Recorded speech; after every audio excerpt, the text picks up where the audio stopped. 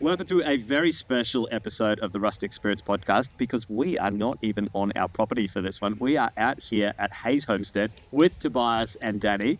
They've been hosting us for the last couple of days on their homestead. We've had a great chance to explore, and I hope you've already seen some of those videos on both our other channel and on the Hayes Homestead channel, because those videos would have come out by now. But we were keen to sit down with these guys and have a chat about their homesteading journey. So, one word we just said, we all say, so. It's actually been the best couple of days with these guys. It's kind of weird, like we were driving in to the property going, we would never have met each other if it wasn't for YouTube and having a homestead. So, needless to say, I think we're actually friends now. Not just know each other. We're definitely friends now. A few bevies shared and many laughs. Exactly. You share a drink and it was hard to keep on actual task. On task. Because like typical homesteader YouTube channels, we are serious overachievers. Yes. We went from an idea of doing one video to there's been at least 6, I think. We wanted to maximise this opportunity. Absolutely. Totally. And I mean, why not? Yeah. Right?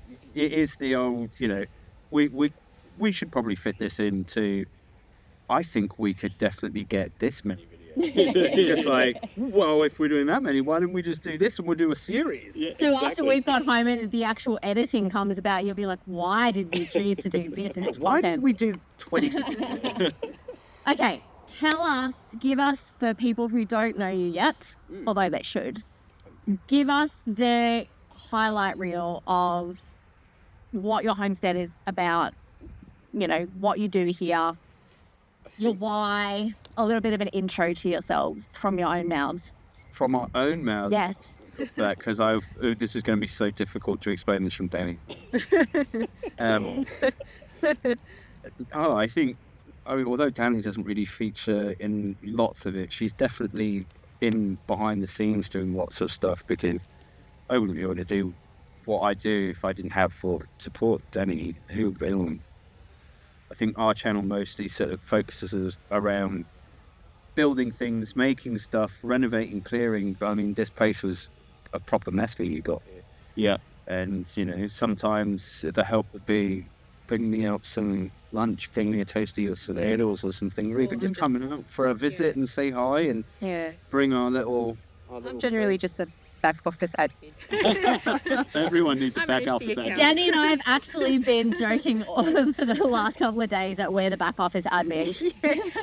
But that's not strictly true. We like it like and that. And let's not downplay the fact that the Hayes Homestead YouTube channel probably originated over here, right? It most definitely did. So that's a little bit of Hayes law, Lore law, that we realised is that it was Danny's idea to actually start the YouTube channel. That's why things like the kitchen and the chicken coop were never in an episode to start with. So right. My first episode where I'm actually doing things is where I'm taking out the fences. I'd already built the chicken coop, and I'd pretty much finished the kitchen as well. And it was Dani who said, like, I've seen you edit videos for your Instagram and you can do it. Yeah. Why don't we just start a YouTube channel? And the thing is, we watched you guys, and we watched, especially who didn't watch self-sufficiency all the way through COVID, because everyone was growing things in their back garden. So everyone was watching Mark. Mark is like the pioneer, started way before the rest of it. Yeah. So I think at that point we'd obviously been watching you guys, and it's like, you should just start recording it and just try and edit a video together and just start a YouTube channel. And I was like, well, I suppose I could do. She goes, cool, because I already can. I'm like, kind of have to go, don't I? I tend to pre-research everything. Like when I have an idea that I find could be really great, try to research every single component of the idea, so that it's like, when he agrees, like, oh yeah, it's all done. There you go. I'm glad you're on my level. Here's the blueprint. Yeah, I've had this idea. You just need to action it. Yeah. Although that actually happens quite a lot, because the office renovation was Dani's request, because so she does a lot of sort of sitting down at a desk kind of work and things. But she's like, Dave, the room in the other cottage that's just storage. Yeah. I'd really like an office. Can we squeeze the office in? Can we squeeze the office reno in? And I'm like, that's what you want, I'll do it. Yeah, no problem. And yeah, it just happened. Like, we just took off and just smashed through that, make that, do that, throw that together, don't do that. I think that might have been the first episode of yours that I saw, was the office reno. Oh, okay. And it was there that I was like, oh, who's this Hayes Homestead? I clicked on it and watched you building that. I'm like, oh, a real builder. Okay. And we've picked this background just so that you all know, in particular, because this is a country cottage style magazine background, because you've built all of what's in behind us. And we've done some episodes on this, so you can go and check that out. But that's been a big part of your homesteading journey, hasn't it? Has been building infrastructure here. And you've only been here a couple of years, right?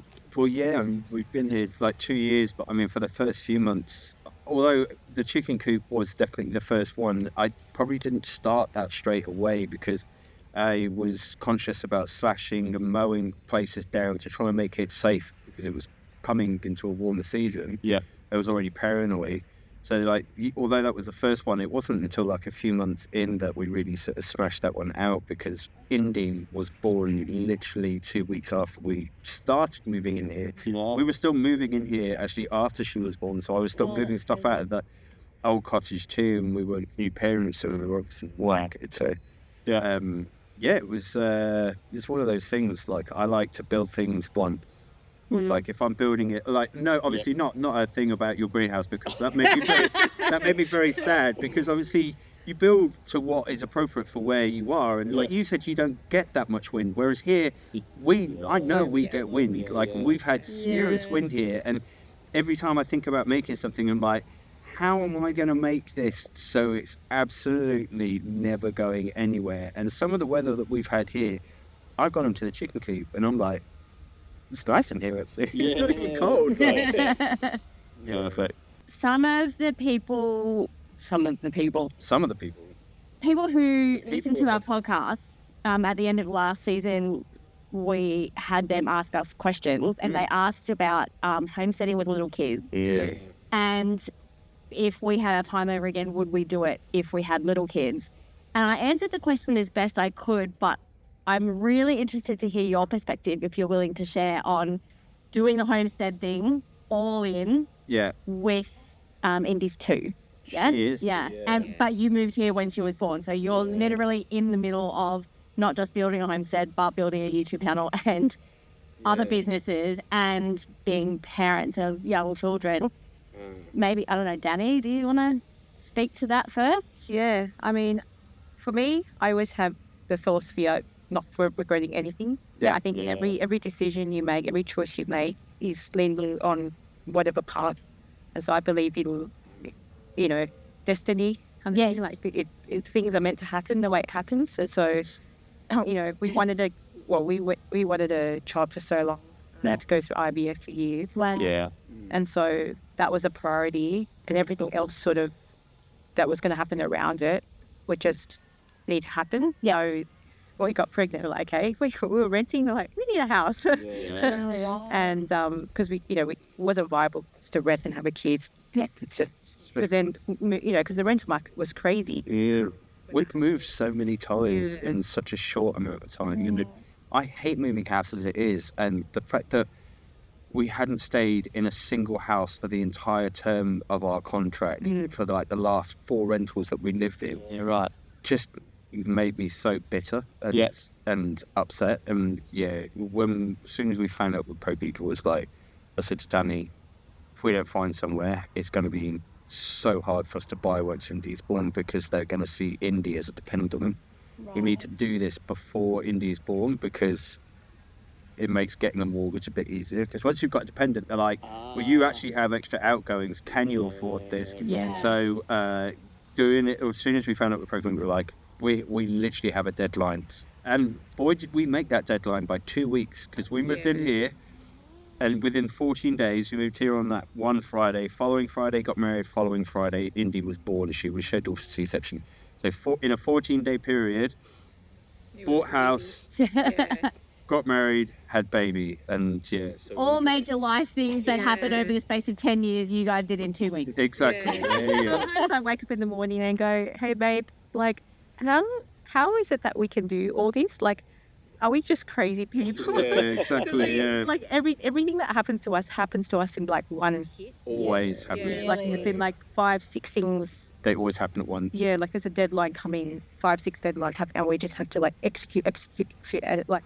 And then you need 2 years off. I think with those type of people, obviously, when the pressure starts to mount, we're very, very good at being productive. Kind of I lock think, in. yeah, because as soon as the tougher the challenge gets, like, the more kind of motivated you are to prove a point. Mm. Yeah, you're like, there are people who will probably go, no, this is not possible. You have to either choose this or that. We're the type of people that go, if you're adding that, I'm still going to make it happen. Yeah. I'm still going to do it. Yeah. Because it's more proving to yourself that you are able to get this done. I'm now starting to understand why you guys have stepped into homesteading, because I feel like that is a ubiquitous mindset amongst homesteaders. And you were saying to me yesterday how your neighbours around have started saying to you the comment, look how much you guys have got done in such a short amount of time. And I feel like that phrase comes at you too when you're a homesteader, because we're serious overachievers. But my question is, was it just rural and you just wanted space, or was it the whole homesteading package that you guys kind of decided on that? I think initially it was rural. Yeah. First of all, we were like, a bit of space would be nice. And we did move to a rental that had space, but it was at that point we were like, no, we're destined for so much more than this. Yeah. Funny thing is, when we were renting back in Sydney, we were watching so much Escape to the Country. Oh, yeah. Oh, those shows are dangerous. Yeah, very dangerous. I was like, oh, wouldn't it be really nice to live in the country and just live a simplistic life? Yeah. And then we just were watching so many of those shows. We're like, oh, that's a great renovation. Oh, look at all that space. Wouldn't it be great for us? And fresh air, and the city's so toxic. And then I think just from there, we just like started to plan, even like unconsciously, plan, and then boom, we ended up in the country. Here we are. Now you can call yourself homesteaders. I guess so, yeah. But there are all these titles that come, I say titles, they're like little labels, I suppose, when you do what we do, which is you're homesteading and you have your YouTube channel, and you try so long to never give yourself that label like, I'm a YouTuber, or I will never ever refer to myself as an influencer. I cannot stand that term. No. We tease Regan with it. Oh, one of my good friends calls me a farmfluencer, and I just hate it so much. That's pretty funny. Farmfluencer. Yeah. I'm not accepting that label. No. I will go as far as a YouTuber. I can just Content creator. Content creator. Yes. It sounds like a real job. Entrepreneur. Farmpreneur. Yes. Yeah. But I think that's funny. It's like you tend to, once you get to this point, obviously you guys have a great success in your channel. It's very admirable. So for you guys, being known as YouTubers, it's a given. Like, but when you're just starting out, you sort of think to yourself, at what point would someone refer to you as a YouTuber or a content creator, or where is that line between you are a homesteader trying to make content and there is that you are a homesteader who is a content creator, and it's one of those labels you try to stay away from for so long, because you're like, is it cringe that they call it? And I guess that the key would be, if one of those taps got turned off, which one would you still do? 100%. Homesteading. All the way. Homesteading. Every single time. Yeah. I think when you do like homesteading, and you're just like getting on with your projects, like, which is to us just the everyday stuff. It's nothing special. It's just, it is special to us, but it's nothing special in that. It's just our daily projects that we do. So we'll never really, in a way, it's a bit weird even to ever consider ourselves like famous or anything like that on like YouTube, because for us, we live a very sort of humble lifestyle, and it's just the normal everyday. This is just Speaking of people lifestyle, I think we touched on this like the other day. When you do YouTube, that first time someone recognizes you. Now, it's only ever happened to me a couple of times, but the very first time someone recognizes you, it's weird, and isn't it? It's such a very surreal experience, because you have no idea what to say. I just started laughing hysterically, and I went really red, like hello. And Dani we were in the supermarket. Dani had just walked away with Indy, because usually when we're at the checkout, she takes Indy to entertain her while I do the bag so he doesn't get bored. Although she does try and take things out of the trolley and put it on the belt, which is so helpful. And she'd just taken Indy away, and this lady, was like, it's like, oh, I watch your YouTube channel, and I was like, No, you don't. And I was like, Indy, let's go. I think someone's trying to sell something to Daddy. It's so surreal because you don't know what to say. Yeah. You're like, thank you so much. I'm very terrible at receiving compliments. And one of the things that I've gotten to know about you since spending the last couple of days with you, I think we're very alike in personality. We would much rather be on that side of the camera where the conversation's very one way. Yeah, a little bit introverted. Yeah. And so when that happens, for us it was at a pub. And no, it was in a vineyard. Oh, that's right, on Mother's Day. Yeah. They were lovely people. They were so lovely. Yeah. And they always are. They always are. They're so polite as well, and they're very respectful. And they're like, look, here's my garden. That's right. Oh, wow, really? Yeah. It's amazing. Yeah. It's been at the pub as well. I think that's a really special privilege about what we get to do as well. It's like, I know, Dani, you said that we're just kind of documenting what we do as part of our lives, but the way we live, I guess, and the projects that we engage in are pretty unique. And so then other people who are looking for that inspiration, that is a pretty unique privilege. Yeah. One little unknown fact that most people won't know about Tobias is that in a former life, you used to be a chef. And so we have enjoyed... I did not know what he was going to say. Oh, yeah. There have been a myriad of jobs. Ongoing thing. I like to try things before I buy things. Yeah. But I'm convinced you're an actually real human. That's not true. Because I have backed up everything I've said with photo evidence. You have. I am able to back it up, but admittedly I've done some interesting jobs because I hate doing boring things, and I think I like to do things that are either risky or interesting, and that's what I've done. But chef is definitely one of those things I was never naturally good at, and so for at least the first few years I was never a natural chef. The first 3 to 4 years of working in kitchens were extremely hard because I struggled, and because I was struggling, people didn't want to, other chefs who were good didn't really want to give me their time to sort of help teach me because they saw me as someone who was, a bit of dead weight, and so it makes you have to work even harder. And when you're being in kitchens, we call it getting scalped, which is when they try and bully you to leave because that happens in London, especially in the kitchens in London. Scalping is where they bully you so hard they want you to go. Basically, they see you as dead weight. They want to hire someone with more experience, but everyone has to start somewhere, and so you just keep pushing until eventually you really you get in sync, you get in tune with your skill, and eventually for almost 15 years I was a chef, and come the end of it, when you've really got your skills together, you kind of go, I can do this with my eyes closed, but now I can, and I'm going to go and do something. Don't want to. So was food a part of the motivation for this lifestyle change for you guys? In terms of you're now kicking into looking after your own food, you're looking at livestock that you're going to be raising. Yeah, look, I wouldn't say food was a factor. I think the fact for us with the whole sort of food connection is more so that we don't need to rely on things that people typically miss from the city, which is set types of food or takeout and things like that, because if we buy the ingredients, or even better, we grow our own ingredients and be able to do our own thing with it, just makes it a lot easier for us, because we can grow weird things and be like, I can make that, or I can use this for this. I can make certain preserves and things like we eat a lot of Asian food, obviously. It's, just as it is, that's what we enjoy. We like spicy food and things like that. So for us, we can grow certain ingredients. I'm going to be I'm going to grow 10 1-box so I can make a big batch of kimchi. We love that sort of stuff. Yeah. So, I think it's being able to appreciate what you're growing and know that there are just more than 1 or 2 recipes you can do with it. Yeah, that's cool. What about you guys? The motivation, was food a big one?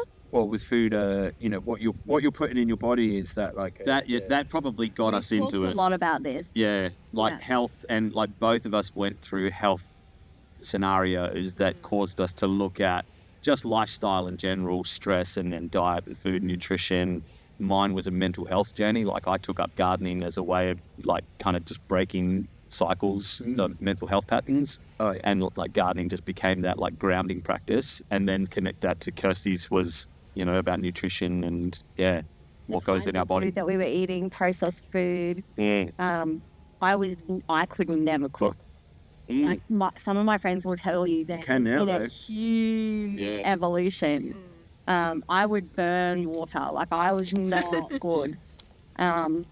And I've got a lot of good friends that are chefs as well that have really helped ignite in me a passion, but not just a passion, a confidence to try different things. And I've really made that my own kind of thing as well. I think everyone can cook. That's my my hard truth. People will say, I definitely can't cook. Yeah. I truly believe everyone can cook. Not everyone has the patience to give it a... Sure.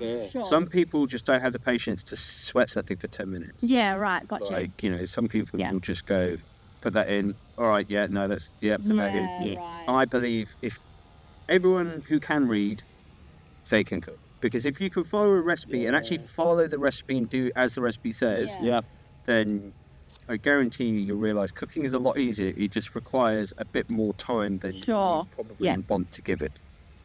I actually quite love cooking now. Yeah, I've seen some of your stuff, so I believe your sourdough for a start.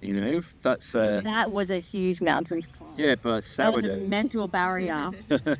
I can't wait to go to the next step with it as well, like making our own like tortillas from discard and my own crackers.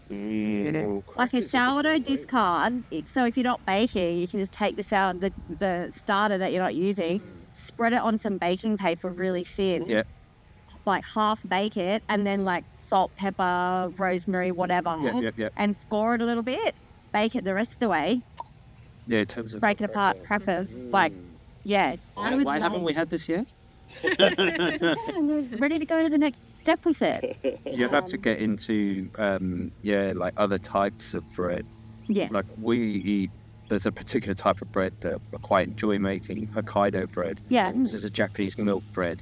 It is as soft as clouds. It's slightly sweet. Is that what you would use for like a bao bun or something like that? No. So, although similar sort of texture, very fine bubble, very, very soft, very, very soft and a little sweet. Yeah. But this recipe, it's, very much... have you ever eaten like bread top with the little wiener rolls with the like little sausages inside, like a very soft sort of white bread? It's usually brushed with a glaze. Those are delicious. Yeah, so there's... sounds like a pig's in blanket. Well, a little bit, yeah, but it's slightly sweet. It's generally got like a little sweet glaze on it as well. Yum. The bread is slightly sweet, and the meat is almost slightly sweet as well because it's sabloids. So sabs are just like... we call it Cheerio or Frank Comfort? Cheerio. Yeah. No, Cheerios are the little ones, aren't they? Yeah, the little ones, little short ones. Yeah. So you like essentially it's that, and if I had known you'd never eaten them before, I definitely would have made a batch because they're so popular. Because I make a batch and they are gone. Like you start talking about food, I literally my mouth starts drooling. It's not the easiest bread recipe to do, right? But there's a few processes you got to make. You got to make like a roux. Sandong or something like that. Oh no, Old Town. I can't remember what it's called. But anyway, it's a roux. It's a special type of roux, and you cook that in with it. It's got like egg and butter and stuff in it, kind of a bit like a rich brioche. And it's just so soft, and it's such a delicious bread. And it's probably not that great for you, but it is incredibly delicious. Simple. So when you want to move on to new breads, okay, I'm gonna.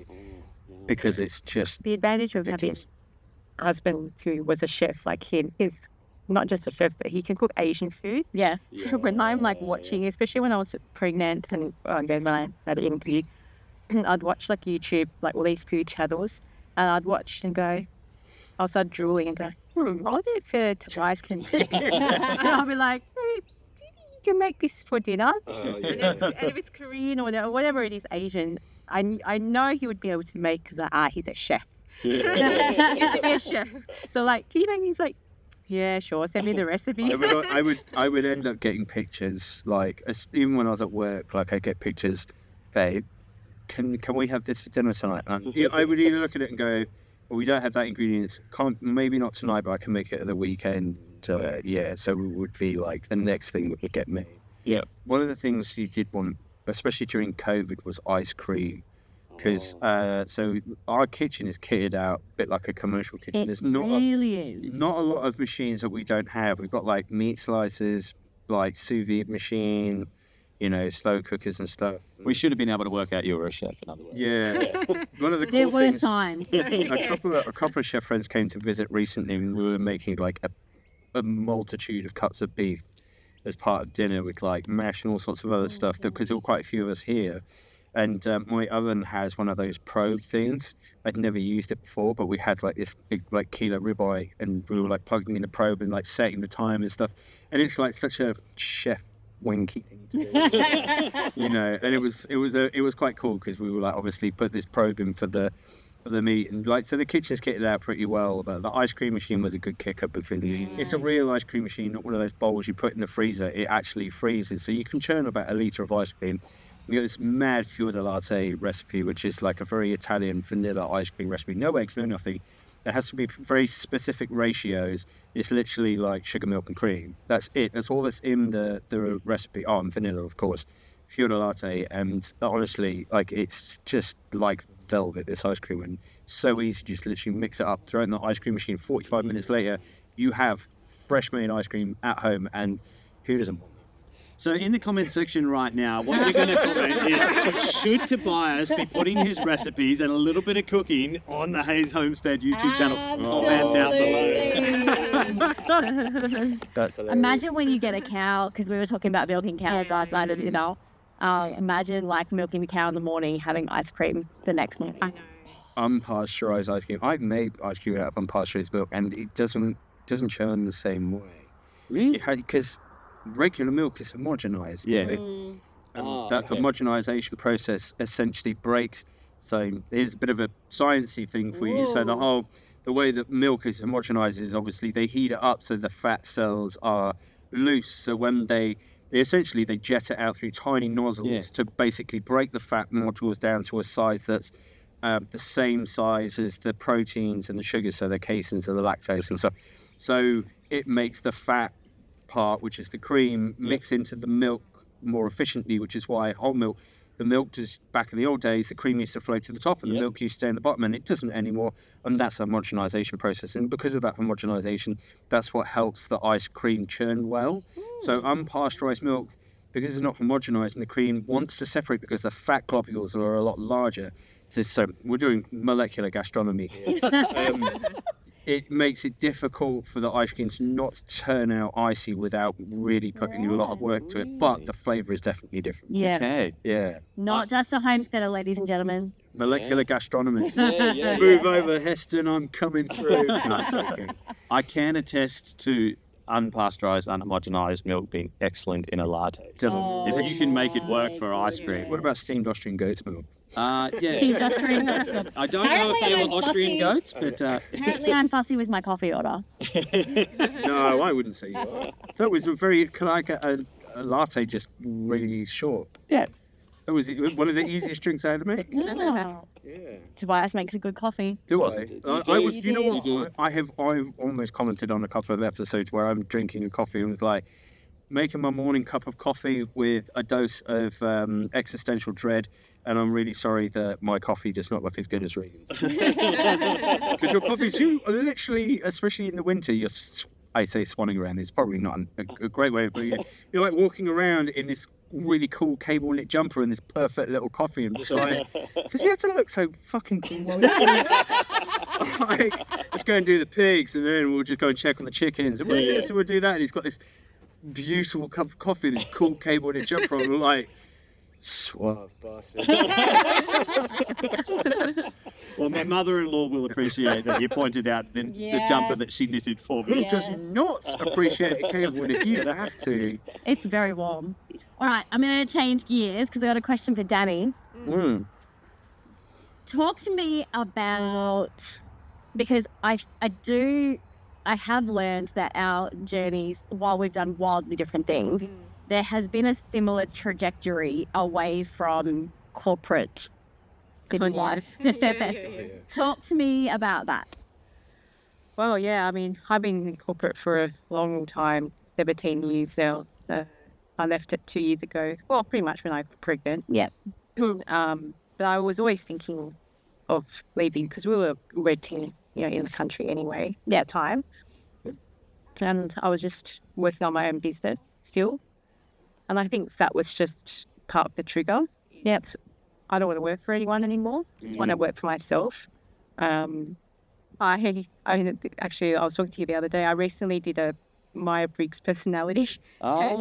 And I'm an INTJ. Oh, hello. Yeah. I don't know what this test is. It's like a personality test. It's like a personality Profile test. test. Okay. You're going to have to get Tobias to do it now. Yeah. But so I looked into it. I'm like, oh, okay. I gave it like my history of all my activities throughout pretty much my 20s and 30s, and then it explained to me, and I'm like, oh, that totally makes sense. So I'm the type of person, I'm pretty introverted. Yeah.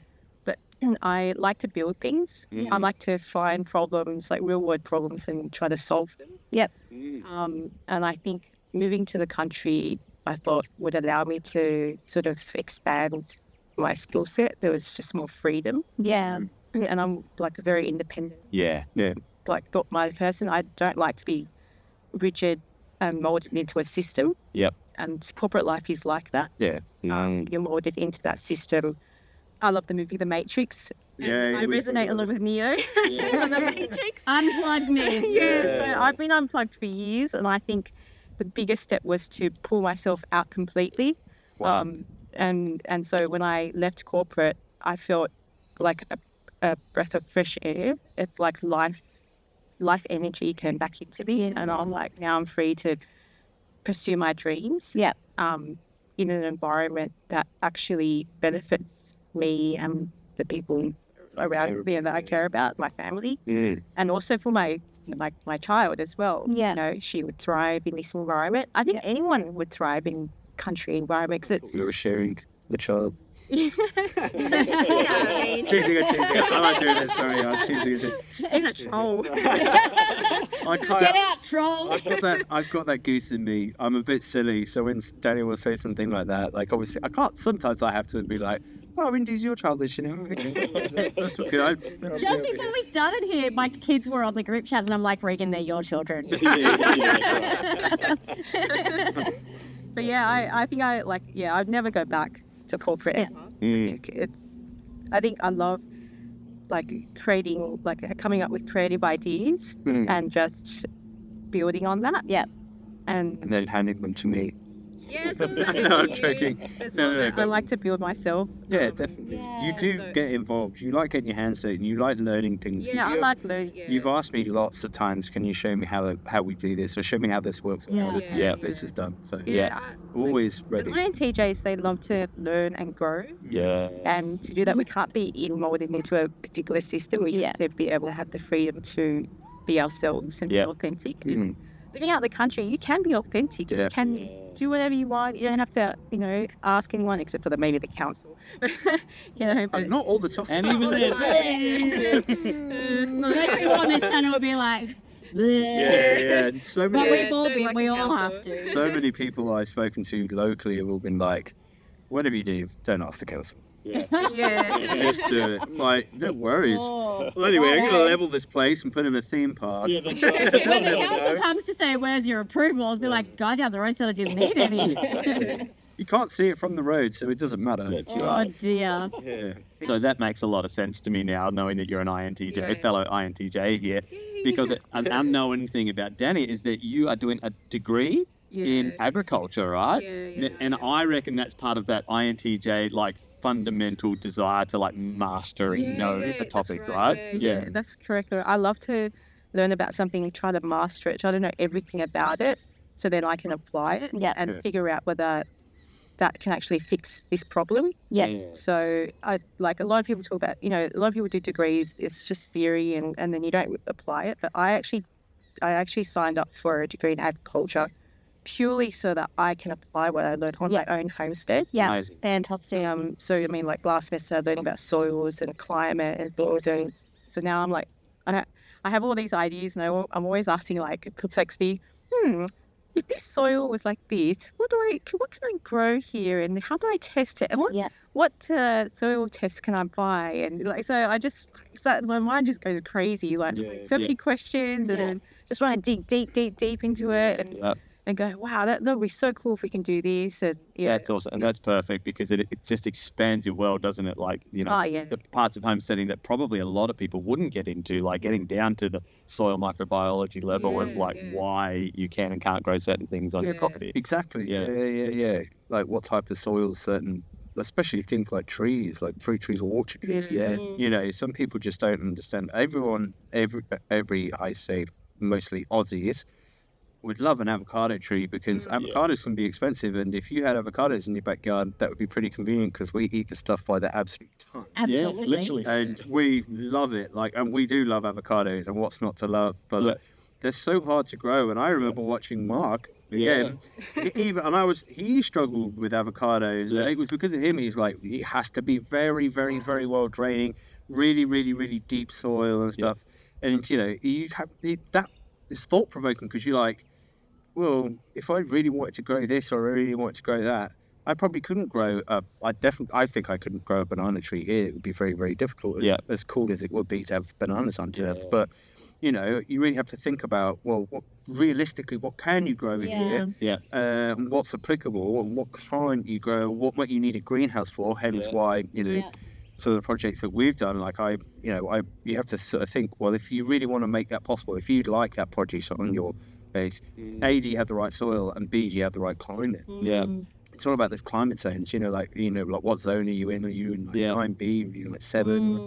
Like 10 or whatever? If you know what kind of growing climate you need, there's so much information out now on the worldwide interweb thing that will tell you, like, well, this is your growing climate, this is what you can, this is all the things you can grow, when you should plant, when you should harvest them. So yeah, and I think it's probably one of those maybe homesteader pitfalls is to go, well, we're going to do it all, and we're going to do everything, which means, yes, we're going to, start a salt harvesting process down over here. We're going to, there's just going to be some things you can't do on your property, and it's that decision between, do I kind of fight nature and my climate and force bananas into this system, or do we shift the way we eat and the way we live and the rhythm of our life to actually kind of suit what this landscape is telling us about how we can kind of live in balance with where we are? What do you think are your biggest lessons that you've learned in the last since you moved here? It can be the YouTube side of things. Like, I do want to ask a few more questions about that, but like all the homesteading side of things. What are your biggest lessons, do you think? Look, there's something like I feel like I kind of already when we moved here was something that was very conscious about how much water to use. Water being such a finite resource when it is literally limited to your storing capacity. Now, I know you guys have a dam capable of storing millions of liters of water, but as you recently said, evaporation, you're going to lose X amount. And the hotter it gets, the more you're going to lose. The more we want, the more we lose. Yeah, exactly. And so it's one of those, how do you, quell that like thing? And we're quite lucky because here we've got about 100,000 litres worth of storage. But I recently spoke to Jamie, he said I think it's got 45,000 litres. And he had to get water tanked in. I don't think I've ever used 45,000 litres without having it replenished at all. But that's because when you move here, I think one of the biggest lessons is you need to be straight off the bat, like, are you using water unnecessarily? Like, do you need to rinse all of these things? Could you fill a small bowl of water and literally use a damp cloth to rinse plates before you put them in the dishwasher? How much water does your dishwasher use? Like when we moved in here, we specifically, it cost us a bit more than what you would normally spend on like your average dishwasher, but it only uses 9 litres of water for the whole cycle. Which is massive because that's much less than using sink or sink. And that will do 3 or 4 sinks worth of dishes. It's a full-size dishwasher. And the washing machine is the worst for using water. The average washing machine, from what I was researching when we moved in here, is like 150 litres of water per cycle. Our washing machine uses 80 litres. It costs us a bit more together. But I'm don't have to stress about using water. I mean, sure, like I won't ever put it on if it's a hard float. Yeah, I will only use it if it's like if we've got a whole lot. Float? Do people do that? It becomes so second nature so quickly to be mindful like that. Hey, it's amazing the numbers you start tracking and you become responsible for the system. Yes. And the washing machine one surprised me actually because we've just recently hooked ours up to a series of IBC tanks because we've shifted to making our own washing powder, so we know what's going into the entire process. I feel comfortable to use that water now in our orchard, so not directly on our garden. That IBC tank, it's 1,000 litres, it filled up within a few days. And I was like, oh my gosh, it uses so much water. And now we were just looking out on it because our property, like, we're very jealous of your green. Our property is a lot drier than where you guys live. But the orchard and the grass around the trees looks like this. Yeah. And, you know, but it means the wallabies have found us. Yeah. But so much water. Yeah. Yeah. We've just bought a pump for it, actually, so that we can irrigate an actual lawn area. So maybe by the end of the summer, we'll have a lawn like this. We'll send you a photo sitting in our lawn going... That's the thing is, I personally, sort of, from what I've researched, if you manage to get something green and healthy, it actually retains water a lot better. And so part of that whole fixing the soil and fixing, like putting in that work, getting it all, irrigated well and healthy, it helps that system, then helps retain that water. And so you don't end up using quite as much. And I think that's probably one of the reasons why our lawn is still quite green, even though we've got a lot of rock underneath here. It would normally be brown, but because we're trying to keep it healthy and there's a lot of animal poo on it. Well, it's not just that, it's one of the things you learn in regenerative agriculture actually is that the more that you can increase soil organic matter, and it's equivalent to, and I can't remember the numbers and I might share some in the notes down below, but it's equivalent to tanks and tanks loads of water per acre just by increasing the depth of your topsoil by an inch. And all that is understanding those soil cycles and how you can then work with nature to like keep it all in balance. Massive amounts of water, and that changes your entire microclimate. They do become very conscious of all of these kind of stats and numbers. It's weird how when you move to a homestead, the stuff you nerd out on, it would never wash in a pub conversation. People would be like, "What are you drinking?" What on earth are you talking? It's top dressing your lawn would be something people would imagine you do, like in the burbs when you want those perfect crisp lines, little bit of lawn hub. Only lawns, making your crisp lines and stuff, and de-thatching your lawn every year.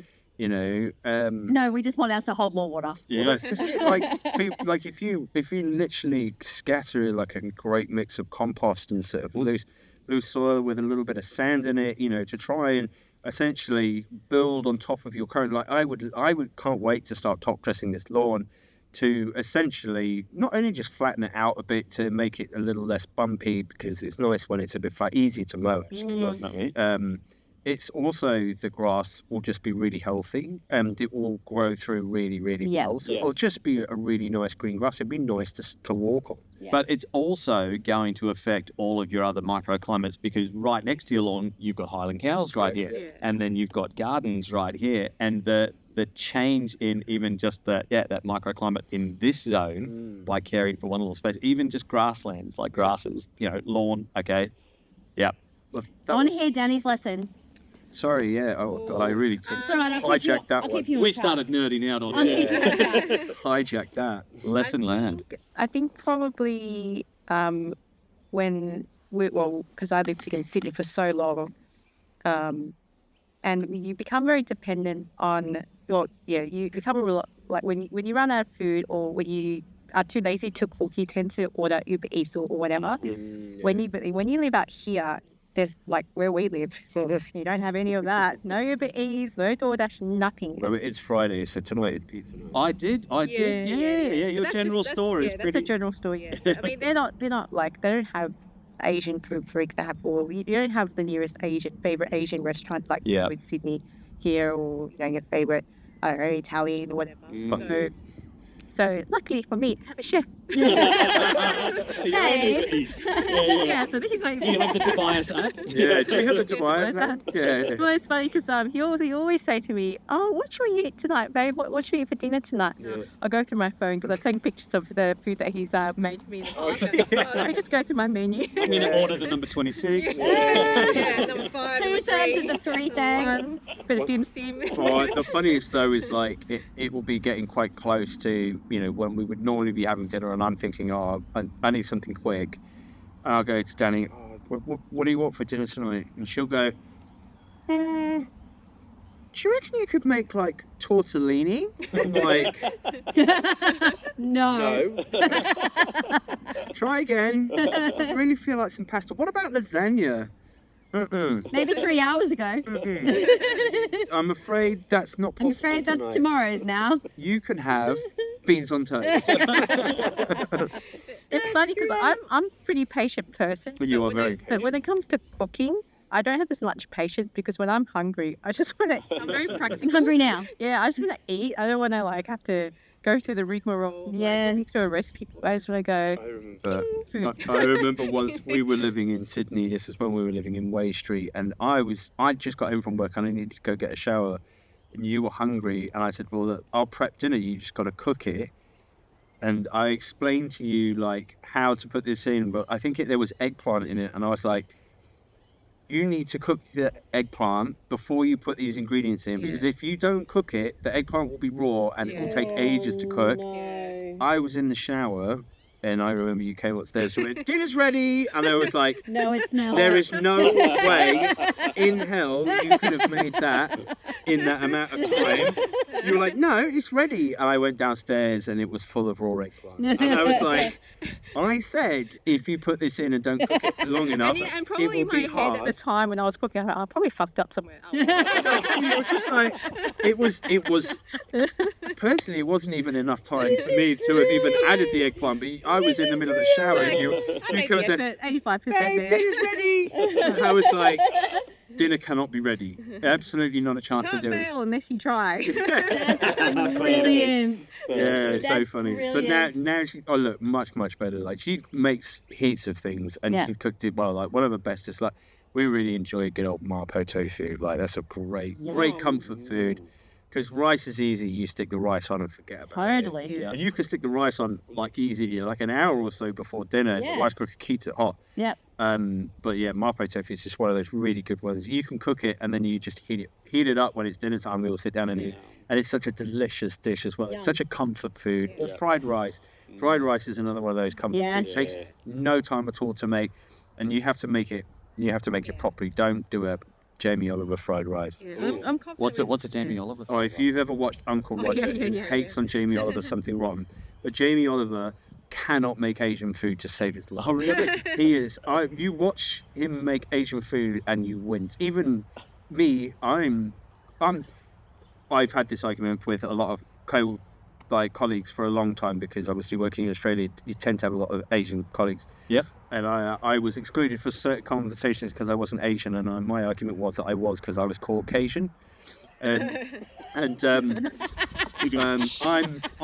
not Asian, and yet when I watch him make Asian food, it makes me almost cry. The guy should stop trying, because it's he is just setting such the worst example for people who can actually cook Asian food, and it makes me really upset. So now I want to know, what's the secret to a good fried rice? Yeah, I'm probably doing it wrong. Well, yesterday's rice is Yeah.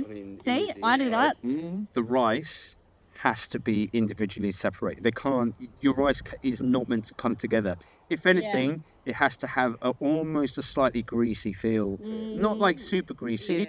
There's slight greasiness to it, because the rice all has to be separate. Has to be done a wok. Has to be done in a wok, and the wok has to be hot. Yeah. But there is no real set, what you can and can't put in it, although typically the ingredients have to be quite dryish. Yeah. Don't go putting things like tomatoes and stuff in there. That's just... No, but look, there's no saying you can't, but it could make your rice, gluggy, like sticky. I do it at the end, just before I eat it. Oh, that's Like a garnish. Like pie. Yeah, You know, okay. like I stir it through, then I eat it. Yeah, fresh. Okay, that's Yeah, different. no. I'm Or talking there's like nothing worse than like. cooking tomatoes in with it. Like if your rice is sticky or gluggy or anything like that, you've done it wrong. You done effed up AA wrong.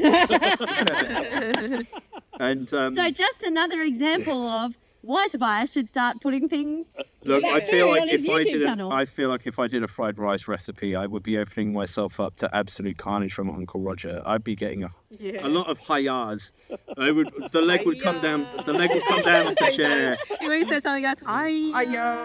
Or when something's good, it's for you. I love Uncle Roger. He's such a legend, and he reviews all these really great videos, which is hilarious because he absolutely flogs these people who are trying to make Asian food, and they do it so badly. It's just so funny. But yeah, there are certain rules about cooking with Asian food that he really highlights and that are critical. Following things to a T and doing things like, I got to do this by the book. Asian food is about feeling. Yeah. There's no go and watch any auntie cook. When's the last? You will never see her like look at a recipe or measure something. Yeah. She'll grab a fist. It'll be fistfuls, handfuls, fingerfuls. Yeah. It'll be a spoon that she doesn't measure anything. She'll pick up the spoon and throw it straight at the wok. Like it's not a.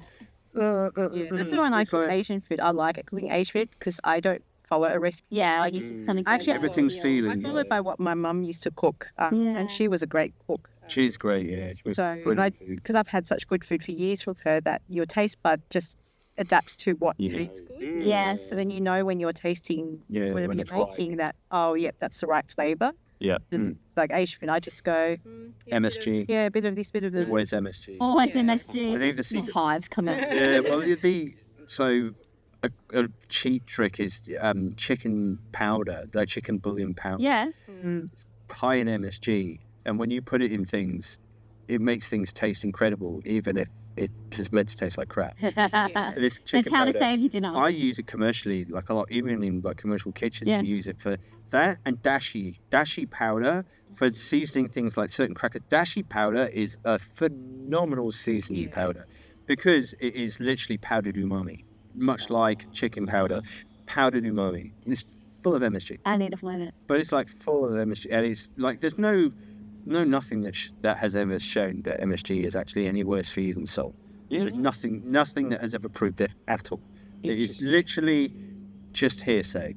Now, nothing to prove that it's worse for you than actual salt. Yeah. So everything in moderation, obviously. But in Asian cooking, if you're not using MSG, you're not doing Asian. You're not doing Asian cooking. Yeah. Asian cooking is all about flavour first, but like health. It has to be balanced. Yeah.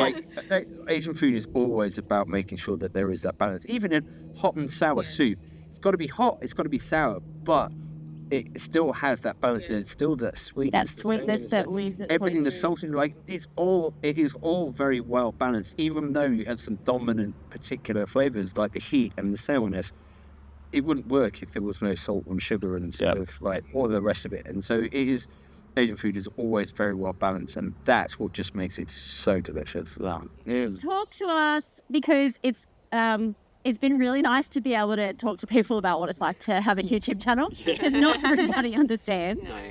Talk to us about what the future of your channel looks like, what was the impetus behind, so I know it was your idea, but why start a YouTube channel? Well, I mean, to quickly answer Kirsty's question, the future of our YouTube channel looks like videos. We continue doing videos. It seems to be where it's going, really. It's like Goose and me. No, he's a comedian. I can't help it. I like to make light of pretty much any serious situation. I am the reason that they invented HR, because I got jokes so good HR wants to hear them. I am the reason. Is that what they told you? Yeah. I am the reason there's a group email sent round about things not to do. I'm the reason we're all in workplace conversation. I'm the reason we're all in group training right now. You cannot troll your co-workers. Yeah, don't make jokes out of serious things.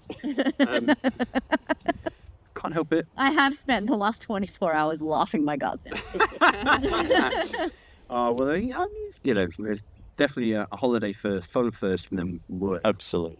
It was definitely fun first. Yeah. I mean, look, you asked about what sort of really... What was the reason for it? Yeah. Yeah. I mean, I can edit videos, so Dani, if anything, I think I said to Dani, even if it doesn't take off, this would be something nice to look back on in, say, like 20 years' time. Even if people don't watch it, even if it doesn't really take off and we only have like 30 or 40 videos, when I'm starting to get a bit older and, you know, projects become a bit harder, it would be really nice to be able to just watch it back and go, Yeah. Actually, those were great days. The reason why actually I wanted it is because, one, he's got such good skills. Yep. Building skills. Computer hacking skills. Computer hacking skills. Pro staff skills. Napoleon Dynamite, by the way. But I was like, you know, he's such good skills. Why don't you leverage that and do something where you can, you know, build the homestead, fix things on here, but also document it. Because later on, when our daughter or our children grow up and they want to know how to fix something, they've got. How good. I'll send them a link. Watch it. And we're in an age where you can do that. Yeah. So they'll be really lucky because, like, fixing, I don't know, like car or tire, whatever it is, or a tractor. Yeah. They've got footage how to do that. Yeah. Yeah. So that's one of the main reasons I thought. But then on the other side was that I was researching, you know, for a while about what's a good niche, leveraging his skills with living on a homestead. And there just wasn't too many kind of like this. Yeah, and particularly someone with his skills. And I thought, I think it's a gap. Yep. Definitely. And so I said, you just got to do it. Just do it. Just get out there and just film whatever, you know, like even if it's unpolished, like you just got to get started. The good news is, though, I don't film whatever because you can see some things that are very old. That's what the editing does. Yeah. You can't include that on a family-friendly channel. Exactly right. Surely he could have gone back to the house to do that. We don't film everything. Yeah, I'm just teasing. But I'm all about, like, if I can find a potential in you, then why don't you, I will push you and go, you can be Yeah. And that's what makes us, although we're opposites, like I'm more timid and introverted and we're very yin and yang. Yeah. we're very like, we're a balance. Yeah. Because, you know. Which is funny because Indy, when she was born, her horoscope sign is she is a Libra. She is the balance. So she is a result of the two of us. She is a Libra, she is the balance. And for us, it was like, although I don't typically read horoscopes and go, oh, that is so me. I am such a Leo. Oh, my God. It's funny because Are you a Leo too? I'm born on the cusp of Leo and Cancer. So in some respects, some things they say I'm a Cancer, and then others say On the cusp. on the cusp of Well, I said to Dani yesterday, I'm a Leo moon, so all of my favourite friends are Leos. I get along really well with Leo, so I'm not Leo. He's a Leo. Yeah. Well, no. I mean, at the end of the day, yeah, we're very much like the balance, like the yin and yang. We balance each other. Oh yeah. If we were too similar, we'd drive each other. Yeah. We are very much opposites, which is great because, you know. Yeah, when he does the goose dance and he's a goose, I just go, I know. balance. Yeah, which makes me sad. So I made that dance up just for her. Anyone's here to dance with me? I do Spent an hour. on a message, thumbs up. We spent an hour practicing I that love dance. you so much, honey. You're the best ever. Cheers. Yeah, thank you. Passive aggressive, isn't it? It is. Oh, yeah. It's like saying righto, mate. Yeah. Oh, I say righto all the time, but that's a very English like reflex. It's when something happens and you just go, right, and then you just walk off. You have to go deal with it. There's no like thrashing around. It's just like, right. Next. I think in the next few videos, I mean, we've got so many projects. Got such a big vision of what this homestead's going to look like. Yeah. We want to build a massive greenhouse. Yeah. Yep. I want to build an area where I can just a tree house actually. I want to build a tree house for Indy. Yeah. I can't wait to see you build that. I know. Me too. From the It's called the Royal Wing. Yeah, on the We're list, building yeah. a homestead. Yeah. It's on the list. I just help me fund it. Yeah, exactly. Thank you. And plan it. Yeah. So speaking of future, Yes. where's Hayes Homestead going, and what do you see kind of this place being in 5 years, 10 years? This is Homestead going like a rocket to the moon. Look, I think if we just keep moving forward and doing on projects, I guess at the end of the day, everyone just, if you can sit on your deck or whatever and just look at what you've done and feel accomplished and happy with what's happening. Yeah. I mean, honestly, you can't do more than that. Yeah. And if you still enjoy doing what you're doing and you still enjoy producing, like I still like making videos, I still like going out to the garden, picking some fresh stuff. Like as long as you keep feeling like your life is full of the people you're doing it with, you're always heading to the right direction, even if you're not transforming it or it's turning into this country estate that's managing. Like some people start this out because they want this beautiful garden, like Buxus trimmed hedges and stuff and all this. Like, look, I mean, don't get me wrong, that sort of stuff is really cool. It's nice if you've got time to do that sort of thing. Or you pay staff to do it for you. Well, let's be or honest. like I would love to have like cool little clipped Buxus hedges or like a nice clipped row of lavender or whatever, if you've got, like if that's a project you want to do it. Like if it makes you happy, that's what Absolutely. you want to look at. Honest to God, just do it because it will make you happy. But as long as you just keep moving forward and finding things that capture your heart and doing it with the people that you really care about, people that care about you, and you don't really need to aim anywhere. You could just keep wandering for the rest of your days. You want to build a Noah's Ark in the backyard. We Far out, babe. For the love of God. Don't tell the people that you're building a bunker. They'll come to you in the zombie apocalypse and think that Your they've got a channel space. will blow up if you build a bunker. We do want to build a bunker. Definitely agree. Might build like a treehouse bunker where it looks like the front of an ark. Then that's the best I can do, babe. Sorry, I'm not building a sodding boat for two of everything. I just call Colin Furs and go. Yeah, you should. Either way. No, I build How did you get planning approval? This Well, you is- just build it and then ask. Yeah. Colin is the master of So that. this is when we have our Optimus robots to do this for us. Oh yeah, we were talking about this last night. How do we bring back slavery? We're gonna have to automate it, make them robots. We'll make Yeah, them then we won't ourselves. feel guilty. I love that you said that just then about doing it for the people that you're with, because one of the things you said to me over the last couple of days is you want to create a space here that your daughter doesn't want to leave home. Correct. Yeah. And I reckon that is an awesome goal. Like maybe That's what we say too. kids will grow up and they'll do their own thing, but like that means that your focus is on kind of the right thing, not the stuff of homesteading or what the building looks like or There is a trap that I think we can all fall into, especially when you watch YouTube channels, particularly in other countries. Oh yeah. And everything is perfect and curated and mega bucks. Yeah. And it's just, you can kind of go, oh, I'm failing if I'm not that. No, that is a lie.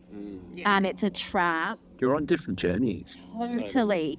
I would rather be real and go, yeah, like here's the messy part. You know what I mean? And hey, I don't have a deck yet, but I'm still loving it. And you're like, hey, I don't have veggie gardens finished yet, but they will be, and I'm still loving it. Yeah. And there's always this process of continuous improvement. Yeah. Winning. Exactly. Do you know what I mean? Yeah. Winning. If you can, even if it just means that whatever you've done that day, you sit down, you have a cold beer, and you feel like you worked hard Yep. that day, even if by someone else's standards is that they would have done more, who cares? yeah. Who cares? Yeah, Like, exactly. I get told off about this all the time, is that I move fast when I do certain things, especially if I'm under a tight deadline because of my ADHD, neurospiciness. Like for me, the challenge is what gets my blood pumping. And Totally. so sometimes I'll be like, I have to get this done by tomorrow.